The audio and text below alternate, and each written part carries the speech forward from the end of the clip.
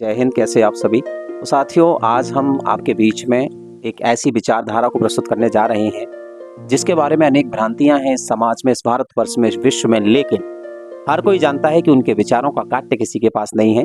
उनकी शब्दों की वाणी का कोई ऐसा अकाट्य है कि आप उसको बिना जाने, उनके बारे में बिना सोचे रह ही नहीं सकते। और हर व्यक्ति जो पैदा हुआ है या जो बुजुर्ग है, हर एक उम्र, एक दौर के व्यक्ति उनको जानते हैं। हम बात करते हैं हमारे भगवान जिन्हें हम कहते हैं रजनीश ओशो जी। और ओशो जी के बारे में बहुत सारी मिथ्या बातें भी हैं और उनको मानने वाले भी बहुत सारे हैं।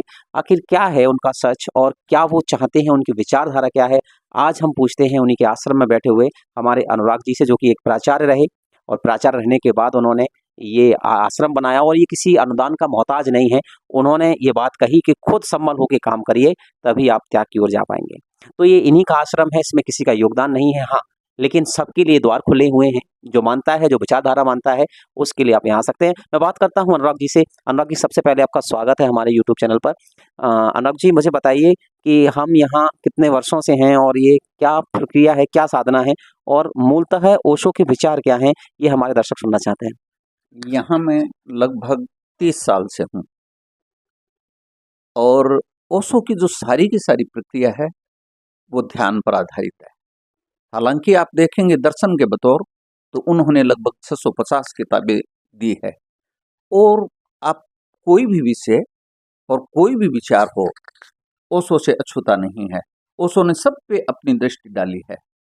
लेकिन बहुत सारे लोग ये नहीं जानते कि ओशो की वास्तविक चीज है वो है ध्यान पद्धतियां। उन्होंने 112 प्रकार की ध्यान की विधियां दी है। हमारे आश्रम में वो ध्यान विधियां हैं, वो करवाई जाती है। तो यहाँ पर समय समय पर शिविर होते हैं, उनमें भी करवाई जाती है। उसके अलावा प्रतिदिन आने वाले साधकों के लिए भी हमारा आश्रम खुला है। तो गुरुजी, आपका विचार कैसे बदला, आपका मन कैसे हुआ, आपने कब ये ओशो की जो विचारधारा है, इनका जो प्रभाव है, उसको समझा और अपनाया? तो ये मैं लगभग मानूं तो आपकी ये कितनी पुरानी बात है जब आपने इनके विचारों को समझा, इनके विचारों को अपनाया?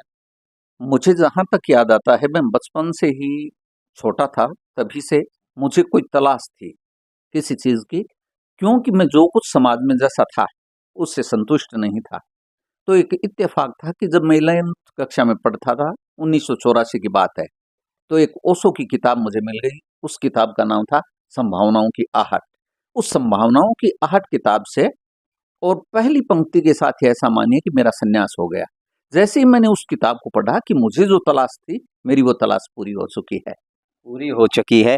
तो आप समझिएगा, कहीं भी हमें कोई भी चीज़ हमारे जीवन को क्या आकार दे सकती है, क्या दिशा दे सकती है, ये हम खुद भी तय नहीं कर पाते। इसीलिए हमेशा पढ़ते रहिए, नई-नई किताबों को जानिए, नई-नई किताबें पढ़िए, क्योंकि पुस्तकें हमारी वो साथी होती हैं जो हमें जीवन के मूल आधार से रूबरू कराती हैं।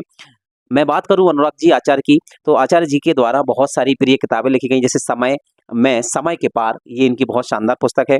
आचार्य जी, आपने अभी तक कितनी ऐसी पुस्तकें लिखी हैं जो इस समाज में, साहित्य में एक प्रेरणा का काम कर रही हैं, ऊर्जा स्रोत का काम कर रही हैं? मेरे द्वारा लिखी हुई 26 किताबें पब्लिश्ड है, जिनमें 23 काव्य संग्रह है, 2 उपन्यास है और एक आध्यात्मिक विचारों पर आई है। और उसके बाद सतत रूप से है, क्योंकि मैं मूर्ति कला है, चित्रकला है, संगीत है, उसमें भी एक एल्बम आ चुका, तो अन्य क्षेत्रों में भी काम करता हूँ। तो आप मतलब अ, आप संगीत संगीत भी कंपोजर का संगीत भी लिखते हैं?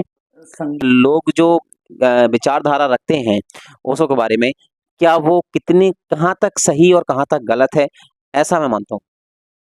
ओशो के बारे में हमारे समाज में बहुत सारी भ्रांतियां हैं। जो पढ़े लिखे लोग हैं और जो ओशो को सतत पढ़ रहे हैं, वो सही भी सोच रहे हैं और सही दिशा में जा भी रहे हैं और उनके ध्यान भी कर रहे हैं। लेकिन एक बहुत बड़ा अब भी ऐसा वर्ग है जो ओशो के बारे में नेगेटिव सोचता है और उनकी धारणा है वो गलत है एक प्रकार से। और वो धारणा अनपढ़ लोगों के बीच फैला दी गई कि ओशो है वो सेक्स गुरु है, क्योंकि जो भी समाज में मुल्ला मौलवी पंडित राजनीतिज्ञ है, उनका वो निहित स्वार्थ है और उन निहित स्वार्थों के तहत और ओशो के विरुद्ध इस प्रकार की बातें फैलाई गई है। जैसे जैसे लोग पढ़ते जा रहे हैं, यूथ ओशो के साथ आ रहा है और उनकी धारणाएं बदलती जा रही है। बदलती जा रही हैं। इसीलिए कहते हैं कि सबसे पहले किसी को जानना चाहिए, तभी उसके बारे में धारणा बनानी चाहिए। हम क्या होते हैं, कभी किसी मोबाइल पर देखा, किसी रील्स पर देखा और हमको लगा कि नहीं ये चीज़ है, वो नहीं है। लेकिन आप अगर किसी को जानोगे नहीं, उससे पहले धारणा बनाना, ये तो गलत बात है। तो चलिए ऐसी ही प्यारी-सी इंटरव्यूज़ के साथ बने रहिए हमारे भूपेंद्र सर ब्लॉग में और बहुत-बहुत स्वागत। और आपको अनुराग जी बहुत अच्छा लगा हमें कि आपने अपने विचार रखे। धन्यवाद।